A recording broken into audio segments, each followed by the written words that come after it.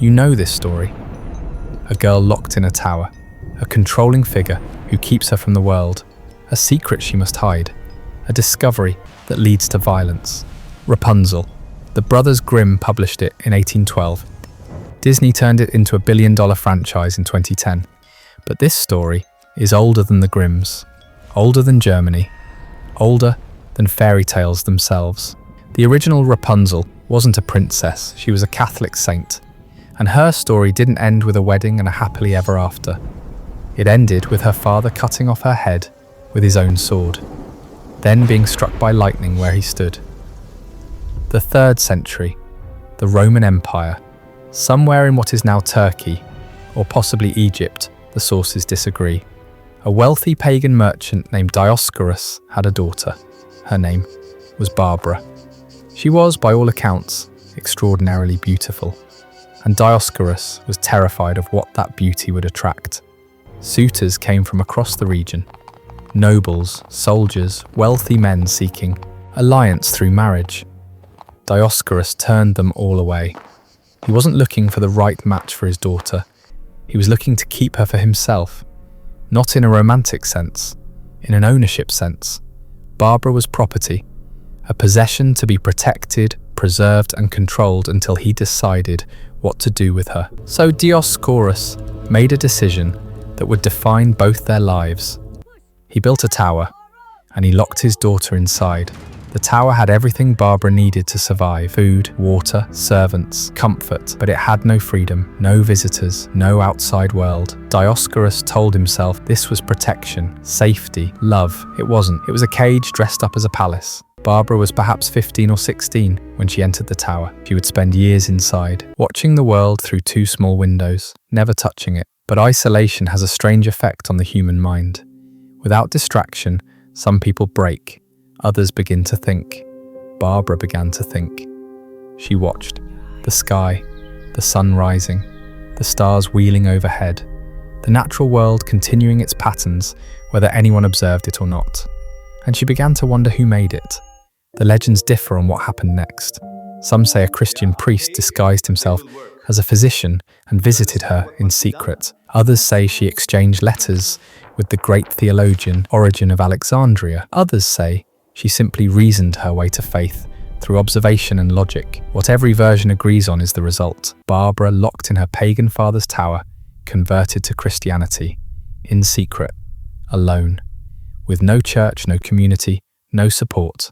She believed, and she hid it, but she couldn't hide it completely.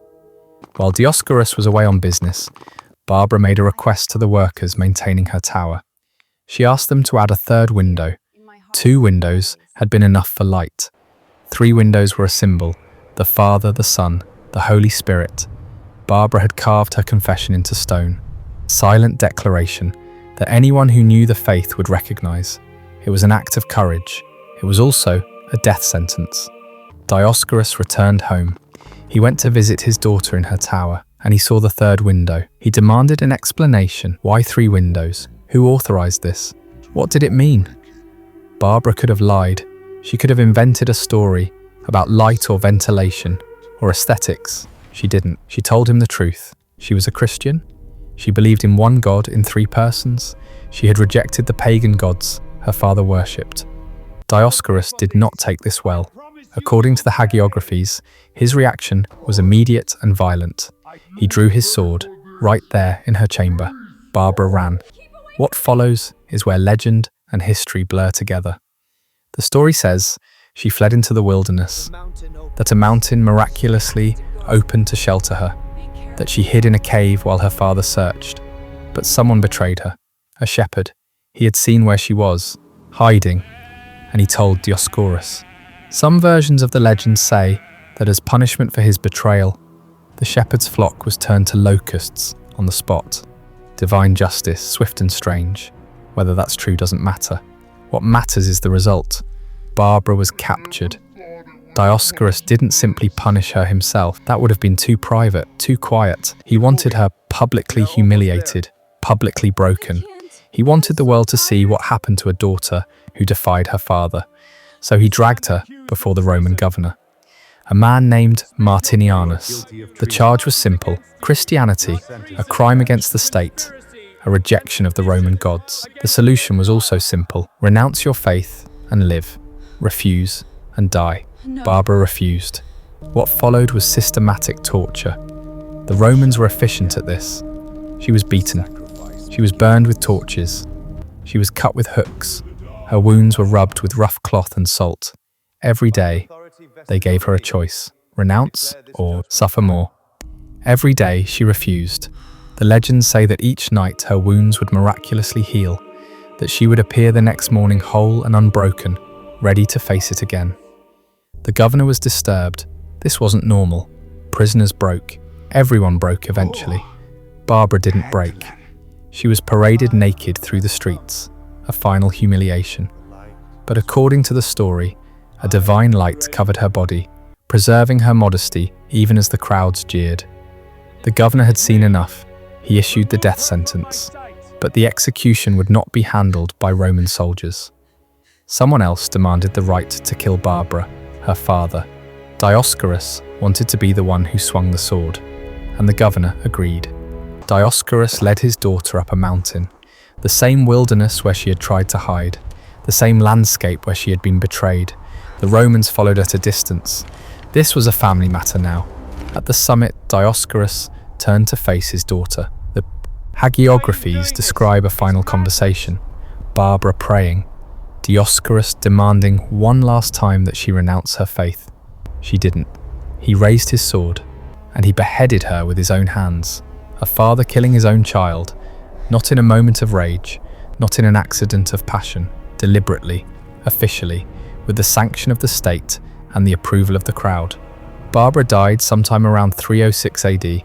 She was perhaps 20 years old, perhaps younger. The records are unclear. What the records are very clear about is what happened next. Dioscorus descended the mountain.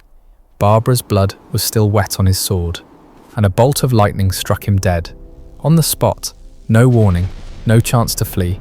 His body was reportedly burned so completely that nothing remained to bury. The daughter died a martyr. The father died a warning. Within a generation, Barbara was venerated as a saint. Her story spread across the Roman world. Churches were built in her name. Her relics, or what were claimed to be her relics, were distributed across the Mediterranean. But what's strange about St. Barbara isn't just her story, it's what she became the patron saint of: lightning. Obviously, that's how her father died: artillery, cannons, explosions, gunpowder. This seems strange until you think about it. Lightning and cannon fire were seen as the same phenomenon: fire from the sky, sudden destruction, no time to prepare. When gunpowder arrived in Europe, artillerymen adopted Barbara as their protector. Her image was painted on powder magazines and cannon carriages across the continent. Miners, those who work underground, in darkness, at constant risk of sudden death. Cave-ins, explosions, poisonous air. Barbara knew something about being trapped, about waiting in darkness, about sudden violence, and above all, sudden death. This was her most important patronage.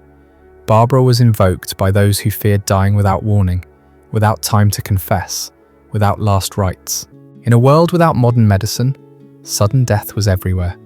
Heart attacks, accidents, violence, plague. People prayed to Barbara not to prevent death, but to be prepared for it, to not be caught off guard, to have a moment, just a moment, to make peace with God before the end. For 1,000 years, Barbara was one of the most venerated saints in Christianity, one of the 14 holy helpers, a group of saints invoked against specific dangers and diseases. Her tower was everywhere, in paintings, in sculptures, in stained glass. A girl in a tower, a symbol of faith under imprisonment, of courage under control. And then something changed. Stories don't stay still. They move through time. They change shape. The core elements of Barbara's story were powerful. A girl in a tower, a controlling captor, a secret that must be hidden, a discovery that leads to violence. These elements migrated. They merged with other folk tales, other traditions. By the time Jacob and Wilhelm Grimm collected their fairy tales in Germany in 1812, the religious elements had been stripped away. The father became a witch, then a sorceress, then a mother figure. The Christianity became a forbidden love, a prince visiting in secret. The beheading became a fall, a cutting of hair, a non-lethal punishment. The lightning disappeared entirely. What remained was the skeleton of the story: the tower, the girl, the secret, the control. By 2010, when Disney released Tangled, the transformation was complete. Rapunzel was a princess. Her captor was a vain woman seeking eternal youth.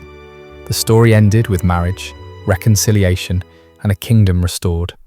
No martyrdom, no sword, no lightning.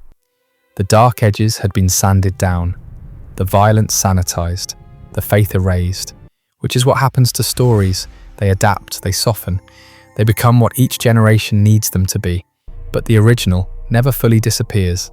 Disney gave us a princess who escapes her tower and finds love. The original story gave us a girl who escaped her tower and found God, and was murdered for it. Rapunzel got a happy ending. Barbara got a sword, but she also got something else. 17 centuries of veneration, churches on every continent, a name that still means courage under impossible control. Sailors crossing the Atlantic carried her image. Soldiers marching to war whispered her name. Miners descending into darkness asked for her protection. The tower couldn't hold her. Her father couldn't silence her. And the story, the real story, never really went away. It just got a different ending.